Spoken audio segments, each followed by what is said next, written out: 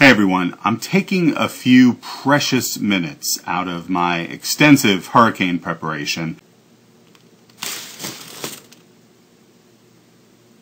to do a follow-up video to my "Oh Necessary Sin of Adam" video.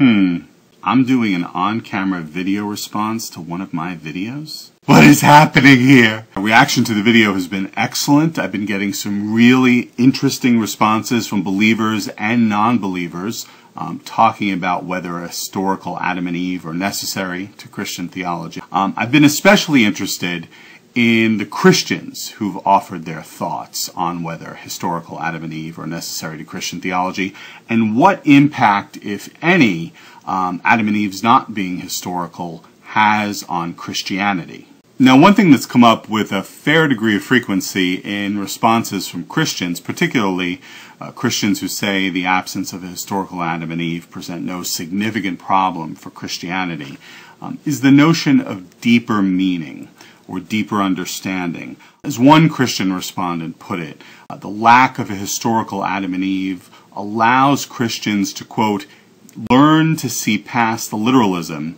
and gain a deeper understanding.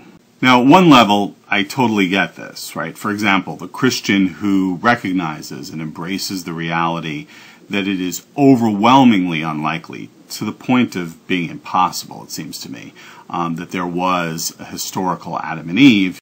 A Christian who embraces that, who recognizes that, can go on to see the story in Genesis 2 and 3 for what it really is. Not history, but an ideological myth, an attempt by its authors to explain various aspects of the status quo. Why do people marry? Why do women have labor pains? Why do people wear clothes? All that. In short, one can get to and understand what the story is really about and what it's actually designed to do.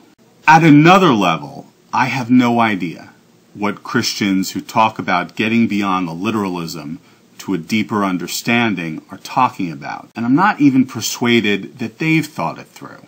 I want to contextualize this a bit. As I mentioned in "O Necessary Sin of Adam," in 1 Corinthians 15, 21-22, Paul talks about Adam in the same terms he talks about Jesus. That is, a historical person whose actions had and are having and will have an impact on the whole of humankind. For since by a man, Adam, came death, by a man, Jesus Christ, also came the resurrection of the dead.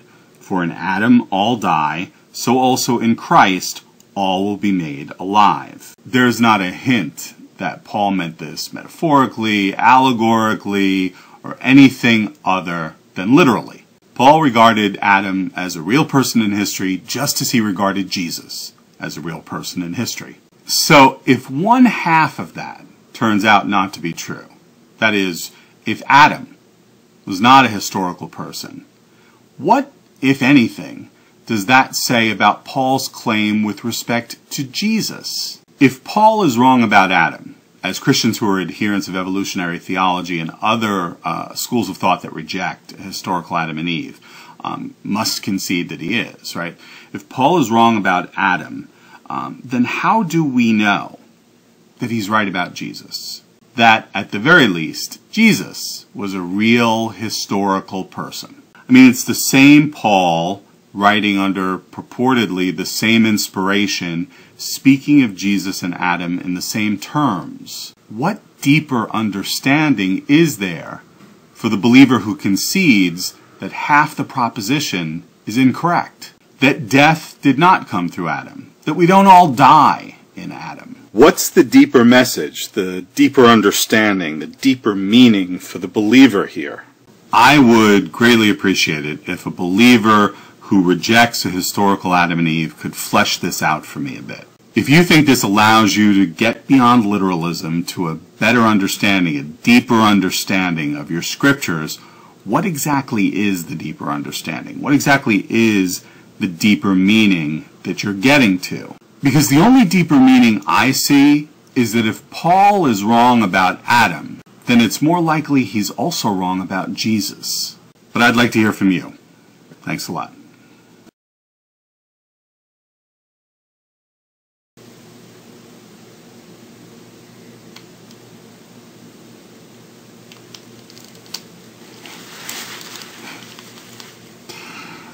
Fucking umbrella won't go up.